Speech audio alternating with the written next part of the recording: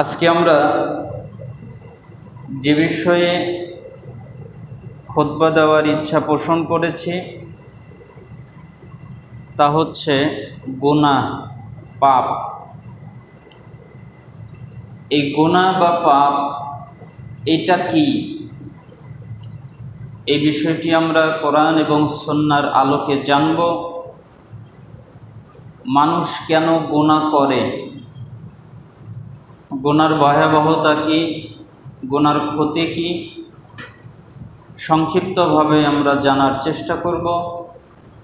আল্লাহ সুবহানাহু ওয়া তাআলা যেন আমাদেরকে সঠিকটা বোঝার এবং আমল করার তৌফিক দান করেন। প্রথমত প্রত্যেকটি জিনিসের আগে জানতে হয় ওই জিনিসটা কি। যেমন গুনাহ, গুনাহ কি, গুনাহ কাকে বলে, আসলে মূলত গুনাহটা অর্থ কি। গুনাহ এই শব্দ ব্যবহার করার জন্যে আরবি ভাষায় যে শব্দটি ব্যবহার হয়েছে তা হলো জানবুন। জাম্বুন অর্থ অপরাধ, পাপ, অন্যায়, গুনাহ, আরও অনেক কিছু। বহুবচনে যাকে বলে যুনুবুন, পাপসমূহ। তাহলে গুনাহকে আরবিতে জানবুন বলা হয়। মহাগ্রন্থ আল কোরআনের বিভিন্ন জায়গায় বা অনেক জায়গায় আল্লাহ সুবহানাহু ওয়া তাআলা এই শব্দটি উল্লেখ করেছেন। যেমন মুসা আলাইহিস সালাম আল্লাহর নিকট যখন প্রার্থনা করলেন, দেখেন তারা হচ্ছেন পৃথিবীর ভিতরে সবচেয়ে পবিত্র মানুষ এবং পৃথিবীর ভিতরে সবচেয়ে শ্রেষ্ঠ মানুষ নবীগণ আলাইহিমুস সালাম। সেই নবীদের মধ্যে একজন মুসা আলাইহিস সালাম, তিনি আল্লাহ সুবহানাহু ওয়া তাআলার কাছে প্রার্থনা করছেন, ডাকছেন এইভাবে, ওয়ালাহুম আলাইয়া যামবুন ফাআখাফু আইয়াকতুলুন। আমার বিরুদ্ধে তাদের অভিযোগ, অপরাধ রয়েছে, যে আমি অপরাধ করেছি এটা তাদের মনে হয়, এই অভিযোগ রয়েছে, আমি আশঙ্কা করি যে তারা আমাকে হত্যা করবে। এই শুআরার 14 নম্বর আয়াতে মুসা আলাইহিস সালাম আমাদেরকে বোঝাবার জন্য আল্লাহ সুবহানাহু ওয়া তাআলার কাছে এই আরজি পেশ করলেন যে আমি তাদের কাছে অপরাধী, তারা মনে করে, তাই আমি আশঙ্কা করছি তারা আমাকে হত্যা করবে। এই যে অপরাধ, এই শব্দ ব্যবহার করার জন্যে আল্লাহ তাআলা এখানে জানবুন, গুনাহ এই শব্দ ব্যবহার করেছেন। যেমন তিনি আরও বলেন, ফাখাযাহুমুল্লাহু বিযুনুবিহিম আল্লাহু শাদীদুল ইকাব। তাদের পাপের ফলে আল্লাহ তাদেরকে পাকড়াও করেছেন আর আল্লাহর আযাব অতি কঠিন। অর্থাৎ তারা পাপ করেছিল, তারা অন্যায় করেছিল, তারা জুলুম করেছিল, এই জন্য আল্লাহ তাদেরকে পাকড়াও করেছেন। এই আয়াত বুঝতে আমি অনেকগুলো তাফসির ঘেটেছি।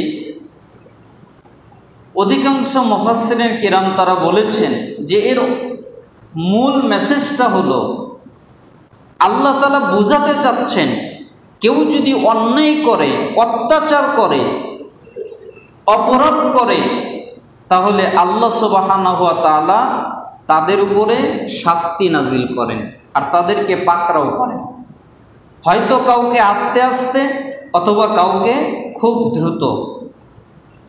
শরীয়তের পরিভাষায় গুনাহ বলা হয় আল্লাহ প্রদত্ত শরীয়তের বিধিবিধান বা নীতিমালার বিরোধিতা করা। অর্থাৎ শরীয়ত আমাদের জন্য যা দিয়েছে, যেটা আদেশ করেছে, যেটা নিষেধ করেছে, তার বিরোধিতা করাটাই হলো গুনাহ। অর্থাৎ আল্লাহ যা আদেশ করেছেন আপনি যদি তার বিরোধিতা করেন গুনাহ করলেন, আল্লাহ যা নিষেধ করেছেন আপনি যদি তার বিরোধিতা করে ওই কাজ করেন, গুনাহ করলেন। আল্লাহর আদেশ লঙ্ঘন করলেন, গুনাহ করলেন, এটাই গুনাহ। এটাকেই শরীয়তের পরিভাষায় বলা হয় যে আল্লাহর বিধিবিধান, তিনি যে বিধিবিধান দিয়েছেন রাসূলুল্লাহ সাল্লাল্লাহু আলাইহি ওয়াসাল্লামের মাধ্যমে, ওই বিধিবিধানের আদেশ এবং নিষেধকে লঙ্ঘন করাটাই হলো গুনাহ। তাহলে সংক্ষিপ্তভাবে আমরা জানতে পারলাম। এবার এই গুনাহ শব্দের জন্যে আমি অনেকগুলো ডিকশনারি এবং বিভিন্ন জায়গায় খুঁজে খুঁজে অনেকগুলো শব্দ পেয়েছি। যেমন গুনার একটা শব্দ হলো আল মাসিয়া, অবাধ্যতা।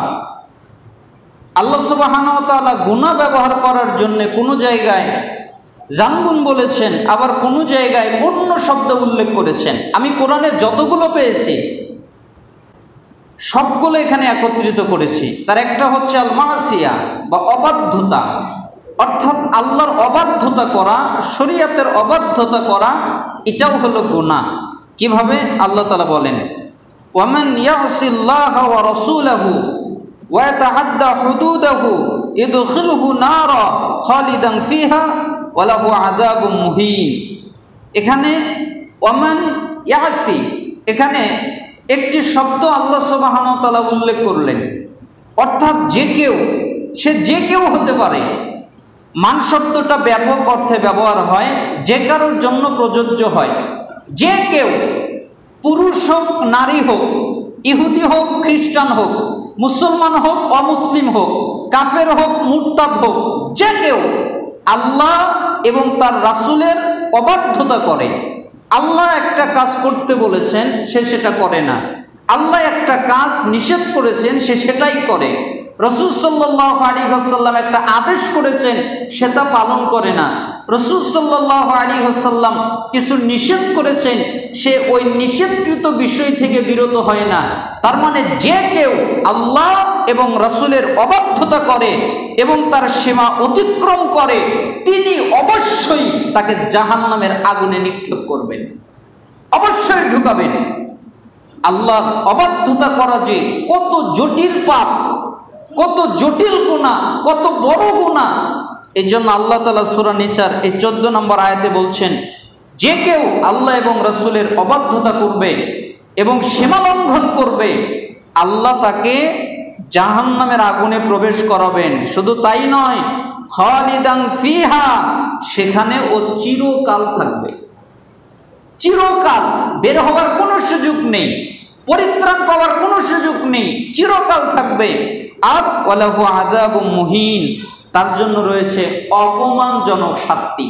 অর্থাৎ আল্লাহ তাকে তো শাস্তি দেবেনই, কিন্তু অপমান করে করে শাস্তি দেবেন, দেখিয়ে দেখিয়ে শাস্তি দেবেন, অপমান করে লাঞ্ছিত করে শাস্তি দেবেন। তাহলে তার শাস্তিটা কত না অপমানজনক হতে পারে। আল্লাহ তাআলা আমাদেরকে আল্লাহ এবং তার রাসূলের আনুগত্য করার তৌফিক দান করুন। তাহলে পাপের জন্য একটা শব্দ হলো আল মাসিয়া। আরেকটা শব্দ কোরআনে উল্লেখ হয়েছে আল ইসমু। আল ইসমু মানে ইসমু না, ইসমু সাদিয়ে মানে পাপ। এই ইসমু শব্দটাও আল্লাহ সুবহানাহু ওয়া তাআলা কোরআনুল কারীমে উল্লেখ করেছেন। ইয়াসআলুনাকা আনিল খামরি ওয়াল মাইসির কুল ফীহিমা ইসমুন কাবীর ওয়া মানাফিউ লিন-নাস ওয়া ইসমুহা আকবারু মিন নাফঈহিমা। আল্লাহ সুবহানাহু ওয়া তাআলা বললেন, তারা আপনাকে মদ সম্পর্কে জিজ্ঞেস করে, জুয়া সম্পর্কে জিজ্ঞেস করে যে মদ কেমন, জুয়া কেমন। আপনি বলে দেন এই দুইয়ের মধ্যে রয়েছে পাপ, জুয়ার মধ্যে রয়েছে পাপ, মদের মধ্যে রয়েছে পাপ। তবে মানুষের জন্য উপকারিতাও রয়েছে, কিছু উপকারিতা আছে, তবে উপকারিতার চেয়ে এগুলোর পাপ উপকারিতার চেয়ে অনেক বেশি, অনেক বড়। এই জন্য আল্লাহ সুবহানাহু ওয়া তাআলা ধাপে ধাপে মদকে নিষেধ করেছেন, জুয়াকে তো নিষেধ করে দিয়েছেন। তার মানে মদ এবং জুয়া সম্পর্কে জিজ্ঞেস করতে বলা হলে আল্লাহ সুবহানাহু ওয়া তাআলা বলে দিলেন, আপনি বলে দেন কুল ফীহিমা ইসমুন কাবীর, এগুলো হচ্ছে অনেক বড় পাপ, ছোটখাটো পাপ নয়, বড় পাপ। তাহলে এইখানে আল্লাহ সুবহানাহু ওয়া তাআলা পাপের জন্য ইসমুন শব্দ ব্যবহার করলেন। পাপের জন্য আরেকটা শব্দ আসাইয়্যিআ বা অসৎ কাজ, এটাও আল্লাহ সুবহানাহু ওয়া তাআলা ব্যবহার করেছেন। যেমন সূরা আনামের 160 নম্বর আয়াতে মান জাআ বিল হাসানাতি ফালাহু আশরু আমসালিহা ওয়া মান জাআ বিস সাইয়্যাতি ফালা ইজজা ইল্লা মিসলাহা ওয়া হুম লা ইযলামুন। আল্লাহ তাআলা বললেন, যে ব্যক্তি একটা সৎ কাজ করে সে তার 10 গুণ প্রতিদান পায়। বলেন তো, একটা সৎ কাজ করলে কয়টা প্রতিদান পাওয়া যায়? 10টা। তাহলে আপনি যদি সুবহানাল্লাহ বলেন, এর জন্য যদি একটা নেকি হয়, যেমন হাদিসে বলা হয়েছে কেউ যদি সুবহানাল্লাহ বলে, ধরেন যে এই নেকি, অথবা আল্লাহু আকবার বললে এই নেকি, অথবা আলহামদুলিল্লাহ বললে এই নেকি, যেমন কোরআনুল কারীমের একটা অক্ষর যদি কেউ পড়ে তাহলে 10 নেকি। আর এই আয়াত অনুযায়ী আল্লাহ সুবহানাহু ওয়া তাআলা তার 10 গুণ বাড়িয়ে দেন, অর্থাৎ 100 নেকি 10 গুণ বাড়িয়ে দেন। আপনি যেই আমলে করবেন, আপনার জন্য নির্দিষ্ট করা যে নেকি আছে, আপনার কাজ যদি সঠিক হয় তাহলে আপনি মনে করবেন ওই একটা নেকির কাজকে আল্লাহ সুবহানাহু ওয়া তাআলা 10 গুণ বাড়িয়ে দিবেন। অপরদিকে বলছেন ওমান জাআ বিসাইয়্যাতি ফালা ইজজা ইল্লা মিসলাহা, আর যে একটি অসৎ কাজ করে সে শুধু তার সমপরিমাণ শাস্তি পাবে। মানে একটা পাপ যদি করে একটা গুনাহ হবে, একটা অন্যায় যদি করে একটা গুনাহ হবে। রাসূল সাল্লাল্লাহু আলাইহি ওয়াসাল্লামের কত চমৎকার একটা হাদিস। একটা ব্যক্তি পাপ করে, সে লিখতে চায়, আল্লাহ সুবহানাহু ওয়া তাআলা বলেন এই লিখো না। মালাকরাও বলেন এই লেখার দরকার নাই, নিষেধ করা হয়েছে। কেন? সে তো এখনো পাপ করে নাই, খালি নিয়ত করেছে আমি এই পাপটা করব, আমি আজকে মদ খাবো, আমি আজকে জুয়া খেলবো, আমি আজকে জিনা করব, এই পরিকল্পনা করেছে, এই পাপের নিয়ত করেছে, কিন্তু সে পাপটা তো করে নাই। এই জন্য তুমি তার পাপ লিখো না। যখন পাপ করেই ফেলে তখন মালাকরা বলেন আল্লাহ কিন্তু ডাক দেননি। আল্লাহ কিন্তু বলেন এই মালাক ও পাপ করেছে লেখ। আল্লাহ এই কথা বলেননি। যখন মালাকরা লিখতে গেছেন তখন আল্লাহ বলেছেন এই থামো, আর ওকে অবকাশ দাও, সুযোগ দাও। কেন? ও তো পাপ করে নাই, এজন্য আল্লাহ ডাক দিয়ে বলেছেন থামো। কিন্তু যখন পাপটা করে ফেলেছেন তখন আল্লাহ চুপ, আল্লাহর কিছু বলতেছেন না। তখন মালাকরাই আল্লাহকে বলতেছেন আল্লাহ কি হয়েছে, এই তো পাপ করে ফেলেছে, কি করব? করেই ফেলেছে, তাহলে একটা পাপই লেখো। মানে আল্লাহ কিন্তু ডাক দেননি, মালাকরাই আল্লাহকে ডাক দিয়েছেন। মানে আল্লাহ চায় না যে সে শাস্তি পাক, আযাব পাক, এটা আল্লাহ তাআলা পছন্দ করেন না। কত দয়ালু আল্লাহ! এই পৃথিবীতে যত দয়া আছে, এই পৃথিবীতে যত রহমত আছে, এই পৃথিবীতে যত ভালোবাসা আছে, আল্লাহর 100 ভাগের 1 ভাগ, আর আল্লাহর কাছে আরো 99 ভাগ আছে। তাহলে আল্লাহ কত দয়ালু হতে পারে? একটা মা সন্তানের প্রতি কত স্নেহশীল, দয়াশীল। একজন মানুষ আর একজনের প্রতি কত দয়া দেখায়, তাহলে আল্লাহ কত দয়ালু হতে পারেন? সে আল্লাহ বলছেন পাপ করেই যেহেতু ফেলেছে তাহলে একটা লেখো। অপরদিকে সে যদি একটা নেকির কাজ করে নিয়ত করে যে আমি একটা নেকির কাজ করব, আজকে সালাত আদায় করতে যাব, আজকে কোরআন তেলাওয়াত করব, আজকে বসে একটু জিকির করব, আল্লাহ বলেন এই মালাক কি নেকি লেখো। কিসের নেকি? ও নিয়ত করেছে এই জন্য একটা নেকি লেখো। তার মানে নেকি লিখে দাও, নিয়ত করেছে। কিন্তু যখন ওই কাজটা করেই ফেলে, নেকির কাজটা সম্পাদন করে, তখন আল্লাহ তাআলা বলেন মালাক তার আমলনামায় 10টা নেকি লিখে দাও। তার মানে একটা নেকির জন্য 10টা। ওই ক্ষেত্রে আল্লাহ খালি ডাকেন এই মালাক নেকি লেখো, এই মালাক নেকি লেখো। আর পাপ যখন করেন তখন আল্লাহ চুপ থাকেন, মালাকরাই ডাক দিয়ে আল্লাহকে বলেন। আল্লাহ বলেন কি আর করা যাবে, পাপ একটা করেইছে, লিখেই ফেলো। এটা হলো আল্লাহ সুবহানাহু ওয়া তাআলার দয়া। আমি ওই হাদিসটা বুঝতে পারি নাই, এই হাদিসটা বুঝেছি অনেক কষ্টে এবং অনেক সালাফদের দার্স করার পরে। আল্লাহ সুবহানাহু ওয়া তাআলা উত্তম প্রতিদান তাদেরকে দান করুন। তার মানে কেউ যদি অসৎ কাজ করে একটা পাপই পাবে, একটা গুনাহ পাবে। এবং তাদের প্রতি জুলুম করা হবে না।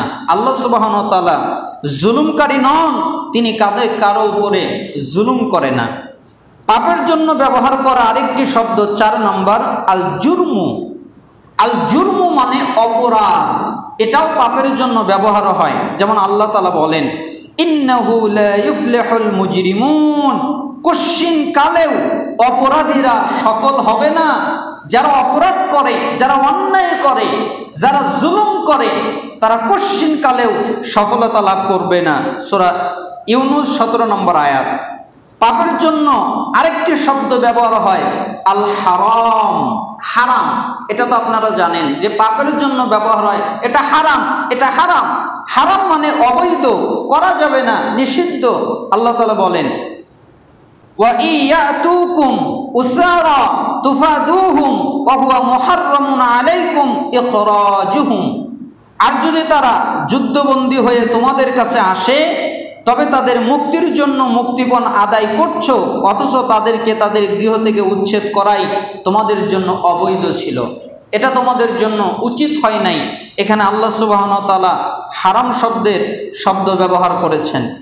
যেমন পাপের জন্য আরেকটি শব্দ হলো আল খতিআহ বা অপরাধ, ভুল, যে আমি ভুল করে ফেলেছি, আমি অপরাধ করে ফেলেছি। যেমন সূরা বাকারার 81 নম্বর আয়াতের মধ্যে আল্লাহ তাআলা বলেন, বালা মান কাসাবা সাইয়্যাতাও আহাতাত বিহি খতিআতুহু ফাউলাইকা আসহাবুন নার হুম ফিহা খালিদুন। হ্যাঁ, যে ব্যক্তি অসৎ কাজ করেছে এবং তার ভুল ভ্রান্তি তাকে পরিবেষ্টিত করে রেখে নিয়েছে, অসৎ কাজ করে, অন্যায় কাজ করে, আর এই অন্যায় কাজ করতে করতে সমস্ত পাপ দিয়ে সে নিজেকে ঢেকে ফেলেছে, পাপের অন্ধকারে হারিয়ে গেছে, শুনে রাখো, ওরাই দোজখের অধিবাসী, ওরাই জাহান্নামের অধিবাসী। ওদেরকে বানানোই হয়েছে জাহান্নামের জন্য, তারা সেখানে চিরকাল থাকবে। পাপের জন্য 7 নম্বর শব্দ আল ফিস্ক, যেটা সূরা কাহফের 50 নম্বর আয়াতে এসেছে। ওই যে ইবলিস সেজদা করলো না, এই শব্দ আল্লাহ সুবহানাহু ওয়া তাআলা ব্যবহার করেছেন। পাপের জন্য আরেকটা শব্দ ব্যবহার হয়েছে আল ফাসাদ বা বিপর্যয়। বিপর্যয় করো না, এটাও পাপের জন্য একটা শব্দ। আল্লাহ তাআলা সূরা বাকারার 205 নম্বর আয়াতে উল্লেখ করেছেন। 9 নম্বর শব্দ হলো আল ফুজুর বা দুষ্কর্ম, এটাও পাপের জন্য ব্যবহার হয়েছে, যেখানে আল্লাহ তাআলা সূরা ইনফিতারের 14 নম্বর আয়াতে বলেছেন। পাপের জন্য 10 নম্বর শব্দ হলো আল মুনকার বা গর্হিত কাজ, অনেক অপছন্দনীয় গর্হিত কাজ, এ কথাও আল্লাহ বলেছেন সূরা তাওবার 67 নম্বর আয়াতের মধ্যে। পাপের জন্য আরেকটা শব্দ ব্যবহার হয়েছে আল ফাহিশা বা অশ্লীলতা। অশ্লীলতা ব্যবহার হয়েছে, আল্লাহ তাআলা সূরা নূরের 19 নম্বর আয়াতের মধ্যে বলেছেন। পাপের জন্য 12 নম্বর শব্দ ব্যবহার হয়েছে আশ-শাররু, মন্দ, খারাপ, অকল্যাণ, এটাও আল্লাহ ব্যবহার করেছেন সূরা আম্বিয়ার 35 নম্বর আয়াতে।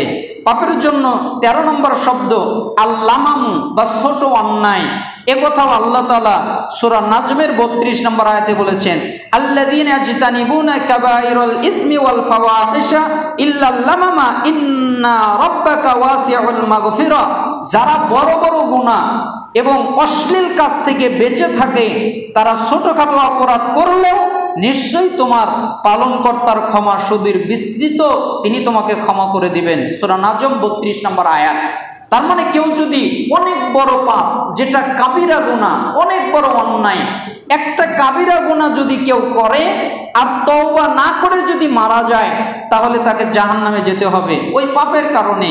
ওই কাবিরা গুনাহগুলো থেকে সে যদি বেঁচে থাকে, তাহলে আল্লাহ তার ছোট যত গুনাহ আছে এমনিতেই ক্ষমা করে দিবেন। এই কথা আল্লাহ তাআলা সূরা নাজমের 32 নম্বর আয়াতে বলেছেন।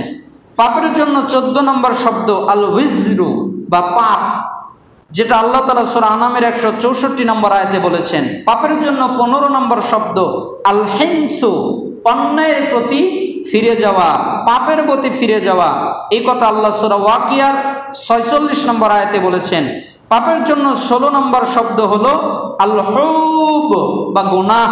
আল্লাহ তাআলা এই শব্দ সূরা নিসার 2 নম্বর আয়াতে উল্লেখ করেছেন। এই 16টা শব্দ আমি কোরআন ঘেটে এই 16টা শব্দ পেয়েছি, এর বেশি আমি পাইনি।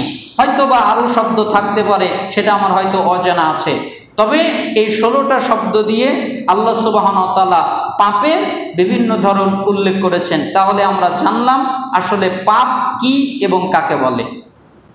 গুনাহের প্রকার, গুনাহ মূলত 2 প্রকার। একটা হলো কাবিরা গুনাহ, বড় গুনাহ, আর একটা হলো সগীরা গুনাহ, ছোট গুনাহ। কাবিরা গুনাহ বা বড় গুনাহ হলো ওই সকল গুনাহ যার ফলে দুনিয়াতে বিভিন্ন দণ্ড এবং শাস্তি নির্ধারণ রয়েছে।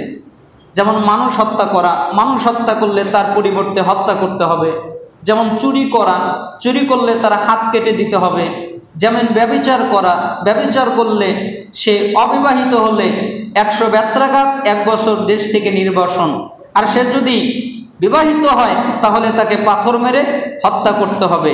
এই যে যেই পাপের জন্য দণ্ডর কথা এসেছে, যেই পাপের জন্য শাস্তি নির্ধারিত রয়েছে, ওটা হলো বড় অপরাধ, ওটাই হলো কাবিরা গুনাহ। কাবিরা গুনাহ চেনার এটা আলামত, যেই পাপের জন্য দণ্ডবিধি নির্ধারণ করা হয়েছে, এই পাপ করলে এই শাস্তি, এই পাপ করলে এই শাস্তি তাকে দেওয়া হবে, বুঝবেন, ওটাই হলো কাবিরা গুনাহ। অথবা পরকালে তার শাস্তি, অথবা আল্লাহর ক্রোধ রয়েছে। যেমন আল্লাহ সুবহানাহু ওয়া তাআলা বলেছেন এই কাজ করলে আল্লাহ রেগে যান, তাহলে বুঝবেন ওটা কাবিরা গুনাহ, বড় পাপ। অথবা আল্লাহ রাসূল সাল্লাল্লাহু আলাইহি সাল্লাম বলেছেন এই পাপ করলে তুমি জাহান্নামে যাবে, এই পাপ করলে তোমাকে জাহান্নামের শাস্তি দেওয়া হবে, বুঝবেন এটা কাবিরা গুনাহ, এটা বড় পাপ। তাহলে বড় পাপ কিভাবে বুঝবেন? যেই পাপের কারণে আল্লাহ শাস্তি নির্ধারণ করেছেন ওইটা হলো বড় পাপ। যেই পাপের কারণে আল্লাহ রেগে যান ওইটা হলো বড় পাপ। যেই পাপের কারণে জাহান্নামের শাস্তি নির্ধারণ করা হয়, শাস্তির ভয় দেখানো হয়, ওটা হলো বড় পাপ। তাহলে কাবিরা গুনাহ চেনার জন্য আমরা সহজ করে আপনাদেরকে বুঝিয়ে দিলাম। আল্লাহ তাআলা আমাদেরকে সহজে কাবিরা গুনাহ চেনার তৌফিক দান করুন।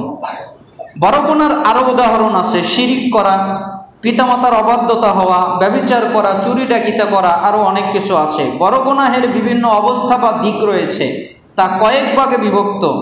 যেমন হারাম বা নিষিদ্ধ বিষয়, একটা হচ্ছে বড় গুনার পর্যায়ে হারাম বা নিষিদ্ধ বিষয়, আল্লাহ যেটা হারাম করেছেন অথবা নিষিদ্ধ করেছেন, যেমন শিরিক করা, পিতামাতার অবাধ্যতা হওয়া। আরেকটা হলো ওয়াজিব বা আবশ্যকীয় বিষয় ছেড়ে দেওয়া, যেমন সালাত ছেড়ে দেওয়া, সালাত তরক করা, সিয়াম ছেড়ে দেওয়া, হজ ছেড়ে দেওয়া। এখন তো খুব আশ্চর্যজনক ব্যাপার, কিভাবে জানেন? মানুষ হজ ওটাকে রুকসুত করাতে চায় উমরা করার মাধ্যমে। এজন্য সবাই উমরা করে, উমরায় কোনো অভাব নাই, অনেক মানুষ যায়, নামাজি বেনামাজি সবাই প্রায় যাওয়ার ইচ্ছা করে, উমরায় যায়। টিকটকার ও উলঙ্গপনাভাবে চলে, তারাও উমরায় যায়। কিন্তু হজের প্রতি একটা অনীহা দেখা যাচ্ছে আমাদের মুসলমানদের ভিতরে। এই জন্য আমাদের উচিত যাদের উপরে হজ ফরজ হয়েছে তাদেরকে অতি সত্বর হজ সম্পাদন করা। কখনোই হজ ক্ষমা পাওয়া যাবে না, হজ মাফ হবে না উমরা করার মাধ্যমে। উমরা করলে, রমাদানে করলে হজের নেকি পাওয়া যায়, একথা ঠিক। তবে হজ করলে আর কত নাই নেকি পাওয়া যায় আল্লাহ সুবহানাহু ওয়া তাআলা সেটা ভালো জানেন। আল্লাহ সুবহানাহু ওয়া তাআলা আমাদেরকে হজ যাদের উপরে বাধ্যকতা হয়েছে, যাদের উপরে ফরজ হয়েছে, তাদেরকে সুস্থভাবে হজ করার তৌফিক দান করুন। আরেকটা বড় পাপ হচ্ছে মানুষের প্রাপ্য বা হক সমূহ না দেওয়া, যেমন মিরাস, অর্থাৎ সঠিকভাবে সম্পদ বন্টন না করা। এখন দেখা যায় সম্পদ বাপই সন্তানকে দিয়ে যায়, ছেলেকে দিয়ে যায়, মেয়ের কোনো খোঁজ খবর নেই। মেয়েকে দিতে হবে কেন? সে তো স্বামীর বাড়িতে চলে গেছে, তার তো আর কোনো ভাগ নেই। ভাগ বন্টনের ভিতরেও কম বেশি করে, অথচ এটা কাবিরা গুনাহ। তারপরে ইয়েতিমের অর্থ সম্পদ আত্মসাৎ করা, এটাও কাবিরা গুনাহ। ছোট গুনাহে লিপ্ত থাকা, আপনি মনে করবেন যে আমি তো ছোট গুনাহ করতেছি, ছোট পাপ করতেছি, এটা তো আর কাবিরা গুনাহ নয়, আল্লাহ তাআলা এমনিতেই মাফ করে দিবেন। না, যদি ছোট গুনাহ আপনি বারবার করেন, একই পাপ বারবার করেন, তাহলে ওই ছোট গুনাহ আর ছোট গুনাহ থাকে না, ওই ছোট গুনাহ কাবিরা গুনাহ হয়ে যায়। তাহলে কি বুঝতে পারছেন? কাবিরা গুনাহ কিভাবে বুঝবো? এক, আল্লাহ যেই গুনার জন্য শাস্তি বা দণ্ড নির্ধারণ করেছেন ওইটা হলো কাবিরা গুনাহ। দুই, যেই গুনার জন্য আল্লাহ রেগে যান, রাগান্বিত হন, ওইটা হলো কাবিরা গুনাহ। তিন, যেই গুনার জন্য আল্লাহ শাস্তি ধমক দিয়েছেন, শাস্তির কথা বলেছেন, জাহান্নামের কথা বলেছেন রসুলের মাধ্যমে, আল্লাহ বলেছেন, রসুলের মাধ্যমে রসুলও বলেছেন, ওটা হলো কাবিরা গুনাহ। চার, ছোট গুনাহ যদি বারবার করা হয় তাহলে ওই ছোট গুনাহটাও কাবিরা গুনাহ। বুঝতে পেরেছেন? তাহলে আল্লাহ তাআলা আমাদেরকে কাবিরা গুনাহ থেকে রক্ষা করুন। আমরা যদি কাবিরা গুনাহ থেকে বাঁচতে পারি তাহলে আল্লাহ তাআলা আমাদেরকে ছোট গুনাহ থেকে ক্ষমা করে দিবেন। সগীরা বা ছোট গুনাহ হলো বড় গুনাহ ব্যতীত সকল গুনাহ। তার মানে যেই শর্তগুলোর ক্ষেত্রে বললাম যে এইগুলা বড় গুনাহ, ওই বড় গুনাহ ছাড়া যত গুনাহ আছে সমস্ত গুনাহ ছোট গুনাহ, সগীরা গুনাহ, যার ফলে দুনিয়াতে শাস্তি নির্ধারণ হয়নি, অথবা পরকালে তার শাস্তির কথা উল্লেখ হয়নি, অথবা আল্লাহর ক্রোধ উল্লেখ হয়নি, অথবা তার জন্য আল্লাহ ও রসুলের অভিসম্পাদ উল্লেখ হয়নি, সেটাই হলো গুনাহ, খারাপ কাজ, সেটা হলো ছোট গুনাহ। এই জন্যই তো আল্লাহ তাআলা বলেছেন, আল্লাযীনা ইয়াজতানিবুনা কাবাইরাল ইসমি ওয়াল ফাওয়াহিশা ইল্লাল লামামা ইন্না রাব্বাকা ওয়াসিউল মাগফিরাহ। যারা বড় বড় গুনাহ এবং অশ্লীল কাজ থেকে বেঁচে থাকে, তাদের ছোটখাটো অপরাধ করলেও নিশ্চয়ই আল্লাহ তাআলা তা ক্ষমা করে দিবেন। এই জন্য বড় গুনাহ থেকে বাঁচার চেষ্টা করবেন, আর ছোট গুনাহ একই গুনাহ বারবার করা থেকে বাঁচার চেষ্টা করবেন। গুনার ধারে কাছেও যাবেন না, গুনার ধারে কাছে গেলে গুনাহ আপনাকে ধ্বংস করে দেবে। আল্লাহ তাআলা আমাদেরকে রক্ষা করুন। মানুষ কেন গুনাহে লিপ্ত হয়? আল্লাহ সুবহানাহু ওয়া তাআলা আমাদেরকে এই খুতবার সঠিকটা বোঝার তৌফিক দান করুন।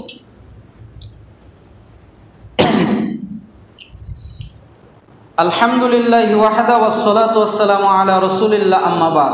সমস্ত প্রশংসা আল্লাহ তাআলার জন্যে, সালাত এবং শান্তি বর্ষিত হোক আমাদের প্রিয় নবী মুহাম্মদ সাল্লাল্লাহু আলাইহি ওয়াসাল্লামের উপরে। মানুষ কেন গুনাহ করে? মানুষকে যদি এমনি ছেড়ে দেওয়া হয় তাহলে মানুষ গুনাহ করবে না, মানুষ অন্যায় করবে না, মানুষ আল্লাহর প্রত্যেকটা বিধান মেনে চলবে। কিন্তু মানুষকে পরীক্ষা করার জন্যে আল্লাহ সুবহানাহু ওয়া তাআলা কিছু জিনিস তৈরি করে রেখেছেন, কিছু জিনিস ছড়িয়ে ছিটিয়ে দিয়েছেন। এই জন্য মানুষ গুনাহে লিপ্ত হয়। মানুষ গুনাহে লিপ্ত হওয়ার অনেকগুলো কারণ আছে। এক নম্বর কারণ, আল্লাহ তাআলা সম্পর্কে অজ্ঞতা, অর্থাৎ সে আল্লাহকে চেনে না, আল্লাহকে চিনতে পারে নাই, অথবা তাকে যথার্থ মর্যাদা না দেওয়া। আল্লাহকে চেনে না, সে হলো আল্লাহ সম্পর্কে অজ্ঞ, এই জন্য আল্লাহকে যথার্থ মর্যাদা দিতে পারে না, এই জন্য মানুষ গুনাহে লিপ্ত হয়। তাহলে মানুষের গুনাহে লিপ্ত হওয়ার একটা কারণ হলো আল্লাহ সম্পর্কে অজ্ঞতা, আল্লাহকে না চেনা এবং আল্লাহকে যথাযথ মর্যাদা না দেওয়া। সূরা জুমার ৬৭ নম্বর আয়াতে আল্লাহ তাআলা বলেছেন, আমা কদরুল্লাহু হাক্কা কদরিহি, তারা আল্লাহকে যথাযথ সম্মান দিতে পারে নাই। আল্লাহকে যেই সম্মান দেওয়া উচিত সেই সম্মান তারা আল্লাহকে দিতে পারে নাই। তার মানে আল্লাহ সম্পর্কে যদি কেউ অজ্ঞ থাকে তাহলে গুনাহে জড়িয়ে পড়ার সম্ভাবনা তার রয়েছে। তাওহীদ সম্পর্কে যে অভিজ্ঞ, তাওহীদ সম্পর্কে যে জানে, অবশ্যই সে কখনো বড় গুনাহে লিপ্ত হয় না। যে তাওহীদ সম্পর্কে জানে তাকে যদি হত্যাও করা হয়, সে জিনা করতে পারে অথবা চুরি করতে পারে, অন্য কোনো পাপ করতে পারে, কিন্তু তাওহীদবাদী একটা লোককে হত্যা করা হলেও শিরিক করবে না। শিরিক করবে কোনোদিন? আমাদেরকে যদি বলেন মেরে ফেলে দেওয়া হয় তাহলে তো আমরা শিরিকের ধারে কাছেও যাব না। আমরা তো ছোট শিরিকের ক্ষেত্রেও সালাফরা বলেছেন তার ধারে কাছেও তো যাব না। কেন? ছোট শিরিকও আমাদের নেকিগুলোকে ধ্বংস করে দেবে। বড় শিরিক আমাদেরকে ইসলাম থেকে বের করে দিবে, আর ছোট শিরিক আমরা যত নেকি করেছি সবগুলোকে ধ্বংস করে দিবে। দুটাই ডেঞ্জারাস। তার মানে আমরা ছোট শিরিকেও লিপ্ত হব না, এমনকি গলায় তাবিজও লটকাবো না। আমরা যদি মরেও যাই, জিন ধরে যদি আমাদেরকে মেরেও ফেলে অথবা কাউকে যদি আমাদের আত্মীয় স্বজনের কাউকে জিন আক্রমণও করে, তবু আমরা তাবিজ গলায় লটকাবো না। আমরা কোরআনের আয়াত পড়ে রুকিয়া করব, কোরআনের আয়াত পড়ে তাদেরকে ঝাড়ফুঁক করব, যেটা কোরআন এবং সুন্নাহ দ্বারা অনুমোদিত। তার মানে তাওহীদ সম্পর্কে যে জানে সে কখনো শিরিক করতে পারে না। ঠিক আল্লাহ সম্পর্কে যে জানে, আল্লাহকে যথাযথ মর্যাদা যে দেয়, সে কখনোই স্বাভাবিকভাবে নিজের ইচ্ছায় পাপ করতে পারে না। পাপ করার আরেকটি কারণ হলো শয়তানের ধোঁকা। শয়তানের ধোঁকায় পড়ে মানুষ পাপ করে। কিভাবে? ক্বালা রব্বি, শয়তান বলল, হে আমার প্রতিপালক, আপনি যেমন আমাকে পথভ্রষ্ট করেছেন, আমি তো গোমরা হয়ে গেছি, আপনি আমাকে পথভ্রষ্ট করেছেন। শয়তানের সাহসকে আল্লাহকে বলছেন, আপনিই আমাকে পথভ্রষ্ট করেছেন।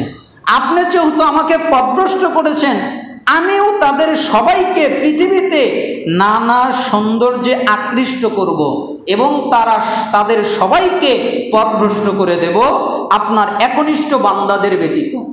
মানে এখানে শয়তান একটা কথা বলেই দিলেন যে ইল্লা ইবাদাক মিনহুমুল মুখলাসিন, আপনার যারা একনিষ্ঠ বান্দা তারা ব্যতীত যত লোক আছে, যত মানুষ আছে, আমি শয়তান তাদের সামনে ওঠ পেতে রাখবো এবং তাদেরকে আমি পথভ্রষ্ট করব। কাদেরকে করতে পারবো না? আপনার একনিষ্ঠ বান্দা। এজন্য আল্লাহ সম্পর্কে যারা জানে এবং আল্লাহ সম্পর্কে যারা জ্ঞানী এবং আল্লাহকে যারা যথাযথ মর্যাদা দিতে পারে, তারা কখনোই শয়তানের ধোঁকায় পড়ে না। সূরা হিজর 39 এবং 40 নম্বর আয়াত। পাপে লিপ্ত হওয়ার আরেকটা কারণ হলো প্রবৃত্তির অনুসরণ করা, অর্থাৎ মন যেটা বলে সেটাই করা। আল্লাহ তাআলা একথাই বলেছেন, ইয়াত্তাবিউনা ইল্লা যান ওয়া মা তাহওয়াল আনফুস, তারা অনুমান এবং প্রবৃত্তির অনুসরণ করে। অর্থাৎ মন তাদেরকে যা বলে, মন তাদেরকে যেটা করতে বলে, মন তাদের যেটা চায়। নফসের একটা খাহেশ আছে, ইচ্ছা আছে, চাওয়া আছে। নফস বলবে একটু ওই নারীকে দেখো, নফস বলবে একটু মদ পান করো, নফস বলবে একটু তামাক সেবন করো, নফস বলবে দু একটা মিথ্যা কথা বললে কি হবে, নফস বলবে একটু মিথ্যা সাক্ষী দিলে কি হবে, নফস বলবে আরে যা একটু ঘুষ টুস খেলে কি হবে, নফস বলবে সামান্য একটু পাপ করলে কি হবে, গোরা যখন হয়ে যাব তখন ক্ষমা টমা চেয়ে একেবারে সুফি হয়ে যাব। আরে নফস বলে দাড়ি আমি যুবক মানুষ রাখার দরকার কি, কেটে ফেলি, যখন আমার বয়স হয়ে যাবে, বৃদ্ধ হয়ে যাব, তখন আমি আমার দাড়িটাকে বাড়িয়ে নেব। মানে নফস বিভিন্ন ক্রমন্তনা দেয়। এই নফসের ক্রমন্তনার কারণে মানুষ গুনাহে লিপ্ত হয়, মানুষ গুনাহ করে। আল্লাহ সুবহানাহু ওয়া তাআলা সূরা কসসের 50 নম্বর আয়াতেও একথা বলেছেন, অতঃপর তারা যদি তোমার কথায় সাড়া না দেয় তবে জানবে তারা শুধু নিজের প্রবৃত্তির অনুসরণ করে। হে নবী, তুমি তাদেরকে যেই দিকে আহ্বান করছো, তুমি তাদেরকে যেই দিকে ডাকছো, তারা যদি তোমাকে সেই দিকে না আসে, তোমার কথা অনুসরণ না করে, তোমার কথা অনুকরণ না করে, তাহলে তুমি মনে করবে তারা তাদের প্রবৃত্তির অনুসরণ করে। আর আল্লাহর হেদায়েতের পরিবর্তে যে ব্যক্তি নিজ প্রবৃত্তির অনুসরণ করে তার চাইতে অধিক পথভ্রষ্ট, তার চেয়ে অধিক জালিম, তার চেয়ে পথহারা আর কে হতে পারে। এজন্য আল্লাহ এবং রসুল যদি আমাদেরকে কোনো দিকে ডাকেন, বিনা দ্বিধায় ওই কথা আমাদেরকে পালন করতে হবে। আল্লাহ আমাদের তৌফিক দান করুন। 4 নম্বর গুনাহ করার আরেকটি কারণ হলো সৃষ্টিগতভাবে মানুষ দুর্বল সৃষ্টি। অখলিকাল ইনসানু দাঈফা, আমি মানুষকে দুর্বল রূপে সৃষ্টি করেছি। এজন্য মানুষ যে কোনো কিছুর সামনে হার মেনে যায়। কেন? মানুষ অতি দুর্বল। এই দুর্বলতার কারণেও মানুষ পাপে জড়িয়ে ফেলে। 5 নম্বর কারণ হলো মানুষ ভালো মন্দ দ্বারা পরীক্ষিত। ভালো আছে, মন্দ আছে। আল্লাহ তাআলা তো বলেই দিয়েছেন, আমি তোমাদেরকে ভালো এবং মন্দ দ্বারা উভয়টি দিয়ে উভয় অবস্থায় ফেলে তোমাদেরকে আমি পরীক্ষা করব। ভালো মন্দ দুইটার মধ্যে রেখে আমি আল্লাহ তোমাদেরকে পরীক্ষা করব। এ কথা আল্লাহ সুবহানাহু ওয়া তাআলা সূরা আম্বিয়ার 35 নম্বর আয়াতে বলে দিয়েছেন। এই জন্য মানুষ ভালো মন্দ দ্বারা পরীক্ষিত হয়, সে পাস করতে পারে না, ফেল করে যায়, এই জন্য পাপে জড়িয়ে পড়ে। 6 নম্বর, মানুষ অর্থ সম্পদ দ্বারা পরীক্ষিত। অর্থাৎ আল্লাহ সুবহানাহু ওয়া তাআলা তাদেরকে তো বিভিন্ন জিনিস দিয়ে পরীক্ষা করেন, তার মধ্যে আরেকটা জিনিস হলো অর্থ সম্পদ। এটা দিয়েও আল্লাহ তাদেরকে পরীক্ষা করেন। কিভাবে? আল্লাহ তাআলা বলেন, তোমাদের ধন সম্পদ আর সন্তান পরীক্ষার বস্তু। তোমাদেরকে যে আমি টাকা পয়সা দিয়েছি, তোমাদেরকে যে আমি অর্থ দিয়েছি, মনে করো না এটা আমার জন্য কল্যাণকর, এটা আমার জন্য লাভজনক, এটা মনে করো না, এটা তোমার জন্য পরীক্ষা।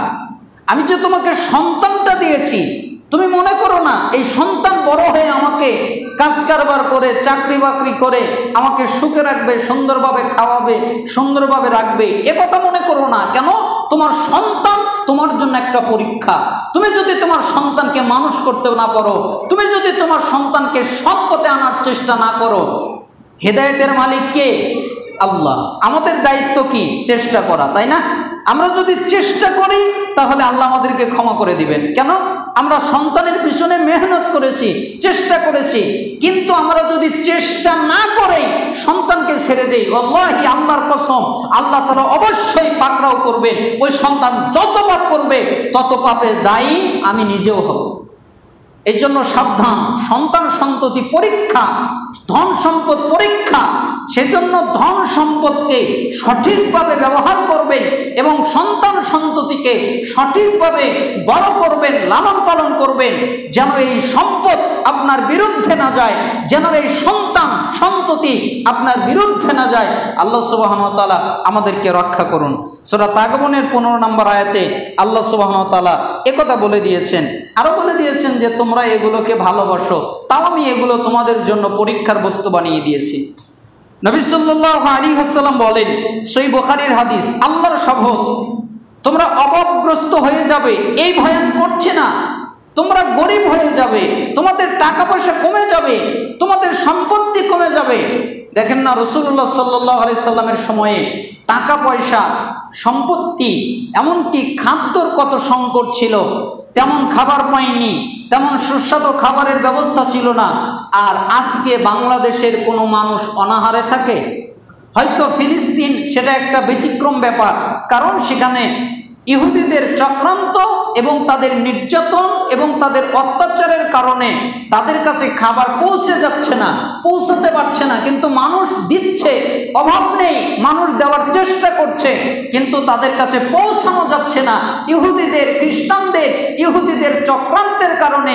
তাছাড়া পৃথিবীর সবাই এখন খাবার পায়। এজন্য আরেক হাদিসে রাসূল সাল্লাল্লাহু আলাইহি সাল্লাম বলেছিলেন, তোমার কাছে যদি এক বেলার খাদ্য খাওয়ার মতো সম্পদ মজুদ থাকে তাহলে তুমি বুঝবে আমি বড় লোক, আমি গরিব নই। তোমার কাছে যদি এক দিন চলার মতো খাদ্য থাকে তাহলে তুমি মনে করবে আমি আরো বড় লোক। তোমার কাছে যদি 2 দিন, 3 দিন, 1 মাস, আরো বেশি দিন চলার মতো ব্যবস্থা থাকে তাহলে তুমি বুঝবে আমি অনেক বড় লোক। তাহলে কি অবস্থা হবে আমাদের? এই জন্য রাসূল সাল্লাল্লাহু আলাইহি সাল্লাম বলেছেন, তোমরা যে গরিব হয়ে যাবে এই চিন্তা, এই চেতনা আমার ভিতরে কাজ করে না, আমি এই আশঙ্কা করি না, আমার এই ভয় নাই। আমার ভয় কি জানো? ভয় করছি তোমাদেরকে দুনিয়াতে অধিক সম্পদশালী করে দেওয়া হবে, যেমনটি তোমাদের পূর্ববর্তীদের করা হয়েছিল।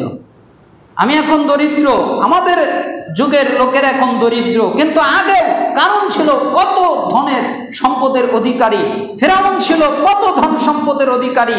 এরকম তোমাদের পূর্ববর্তীদেরকে যেই রকম করে ধন সম্পদ ধ্বংস করেছে, ঠিক তোমাদেরও অধিক ধন সম্পদ হওয়ার কারণে তোমরা ধ্বংস হয়ে যাবে, তোমরা নিঃশেষ হয়ে যাবে। তখন তোমরা তাদের মতো দুনিয়া নিয়ে প্রতিযোগিতায় লিপ্ত হবে, যেমনটি তাদের হয়েছিল, তারা করেছিল। তারা দুনিয়া নিয়ে প্রতিযোগিতা করেছিল, ঠিক তোমরাও দুনিয়া নিয়ে প্রতিযোগিতা করবে।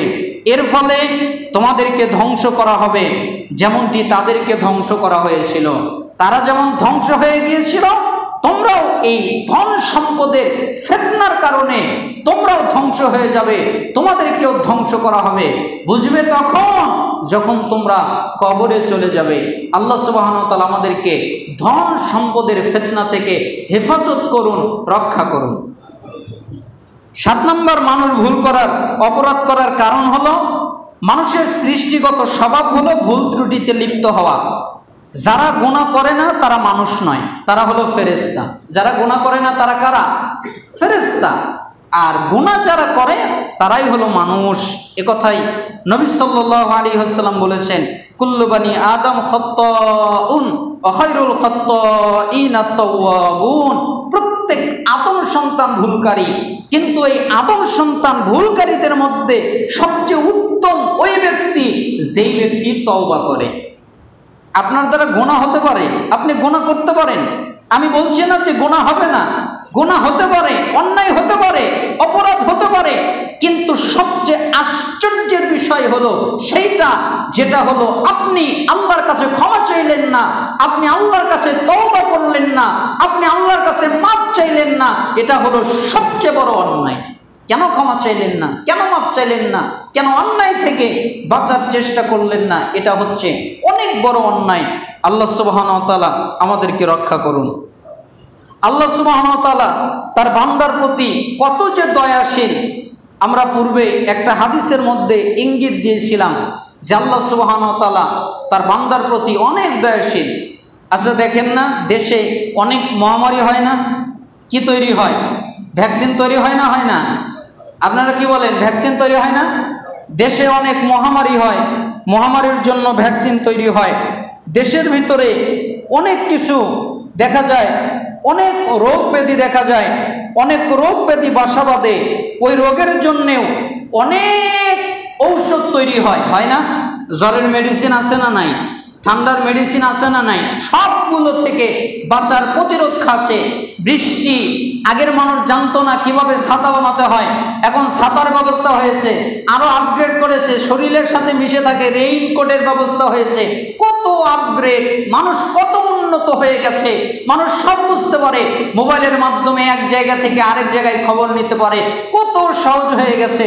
সবগুলোর যদি একটা প্রতিষেধক থাকে, তাহলে গুনাহ থেকে বাঁচার কি প্রতিষেধক নাই? এটারও তো থাকার দরকার যে আমার দ্বারা যেন গুনাহ না হয়, আমি যেন পাপ না করি, আমি যেন অন্যায় না করি। হুজুর, আপনি কি এরকম হাদিস বের করতে পারবেন?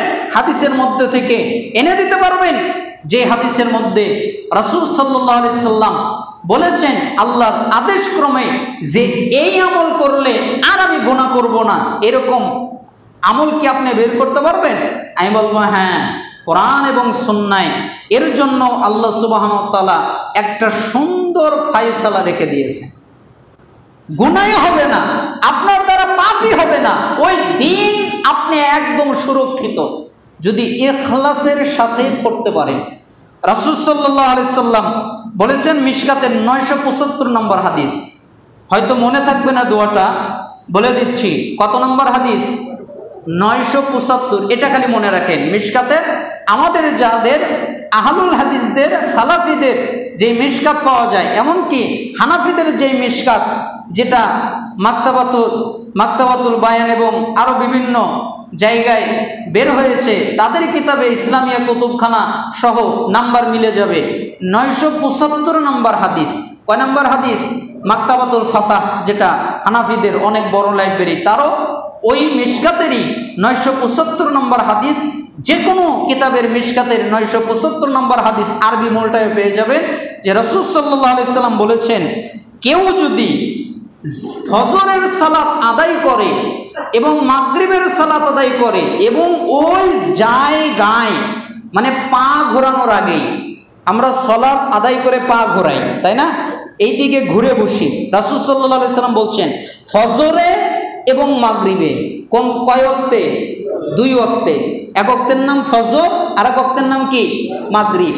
ফজরে এবং মাগরিবে ওই জায়গায় বসে থেকে না ঘুরে না উঠে যদি 10 বার ইখলাসের সাথে পাঠ করে, লা ইলাহা ইল্লাল্লাহু ওয়াহদাহু লা শারীকা লা লাহুল মুলকু ওয়া লাহুল হামদ বিয়াদিহিল খায়র ইহয়ি ওয়া ইউমীত ওয়া হুয়া আলা কুল্লি শাইইন কাদির, এইটা যদি 10 বার পাঠ করে, তাহলে আল্লাহ তাকে 10টা নেকি দেবেন, আল্লাহ তার 10টা গুনাহ মাফ করে দিবেন, আল্লাহ তার মর্যাদা 10 গুণ মানুষের সামনে, ফেরেশতাদের সামনে, মালাইকাদের সামনে জান্নাতে 10 গুণ বাড়িয়ে দেবেন, এবং আল্লাহ তাআলা তাকে 2টা জিনিস থেকে নিরাপত্তা দান করবেন।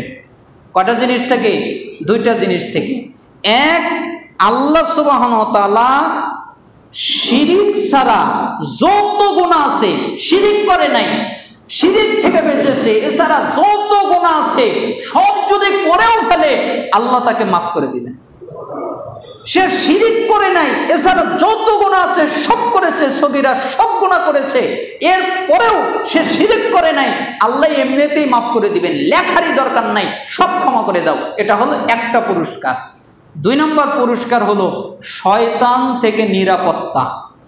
অর্থাৎ যদি ফজরে পাঠ করে মাগরিব পর্যন্ত, মাগরিবে যদি পাঠ করে ফজর পর্যন্ত, শয়তান থেকে নিরাপত্তা।